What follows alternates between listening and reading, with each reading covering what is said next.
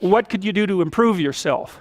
Well, let's step one step backwards. The first question might be, why should you even bother improving yourself? And I think the answer to that is something like, so you don't suffer any more stupidly than you have to.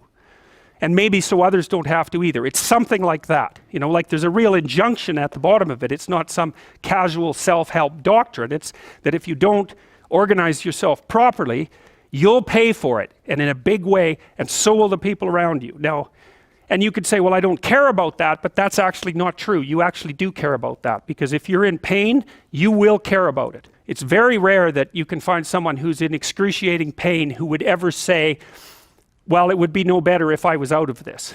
It's sort of pain is one of those things that brings the idea that it would be better if it didn't exist along with it. It's incontrovertible. So you get your act together so that there isn't any more stupid pain around you than necessary. Well, so then the question might be, well, how would you go about getting your act together? And the answer to that, and this is a phenomenological idea too, it's something like, look around for something that bothers you and see if you can fix it. So now you think, well, let's say you go into you can do this in a room. It's quite fun to do it just when you're sitting in a room, like a room, maybe your bedroom. You can sit there and just sort of meditate on it and think, okay, if I wanted to spend 10 minutes making this room better, what would I have to do? And you have to ask yourself that, right? It's not a command, it's like a genuine question. And things will pop out in the room that you like, there's a stack of papers over there that's kind of bugging you, and you know that maybe little order there would be a good thing. And I would say, start where you can start. You know, if something announces itself to you, which is a strange way of thinking about it, as in need of repair, that you could repair, then hey, fix it. You fix 100 things like that, your life will be a lot different. You know, I often tell people too, fix the things you repeat every day, because people tend to think of those as trivial, right? You get up, you brush your teeth, you have your breakfast, you know, you have your routines that you go through every day. Well, those probably constitute 50% of your life. And people think, well, they're mundane, I don't need to pay attention to them. It's like, no, that's exactly wrong. The things you do every day, those are the most important things you do. Hands down. All you have to do is do the arithmetic. You figure it out right away. So 100 adjustments to your broader domain of being, and once you've got your mind and your emotions together, and once you're acting that out, then you can extend what you're willing to consider yourself and start fixing up the things that are part of your broader extent. Now, sometimes you don't know how to do that. So you might say, imagine you're walking down Bloor Street and there's this guy who's like alcoholic and schizophrenic and has been on the streets for 10 years. He sort of stumbles towards you and, you know, incoherently mutters something. That's a problem. And it would be good if you could fix it, but you haven't got a clue about how to fix that.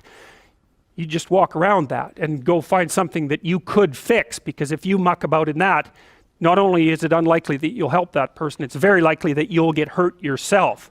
So, you know, just because while you're experiencing things announce themselves as in need of repair doesn't mean that it's you right then and there that should repair them. You have to have some humility. You know, you don't walk up to a helicopter that isn't working and just start tinkering away with it.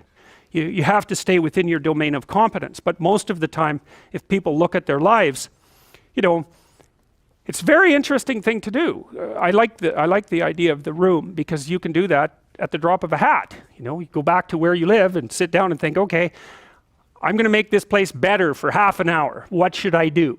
And you have to ask, and things will just pop up like mad. And it's partly because your mind is a very strange thing. As soon as you give it an aim, a genuine aim, it'll reconfigure the world in keeping with that aim. That's actually how you see to begin with.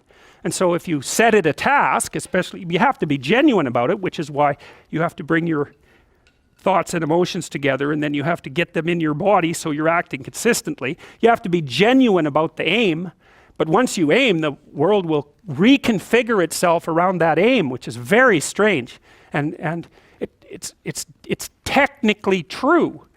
You know, the best example of that, you have all seen this video where you watch the basketballs being tossed back and forth between members of the white team versus the black team, and while you're doing that, a gorilla walks up into the middle of the video and you don't see it. It's like, you know, if you thought about that experiment for about 5 years, that would be about the right amount of time to spend thinking about it. Because what it shows you is that you see what you aim at. And that, man, if you can get one thing through your head as a consequence of even being in university, that would be a good one. You see what you aim at. And so because one inference you might draw from that is, be careful what you aim at. Right? What you aim at determines the way the world manifests itself to you. And so if the world is manifesting itself in a very negative way, one thing to ask is, are you aiming at the right thing? Now, you know, I'm not trying to reduce everybody's problems to an improper aim. People get cut off at the knees for all sorts of reasons. You know, they get sick, they have accidents.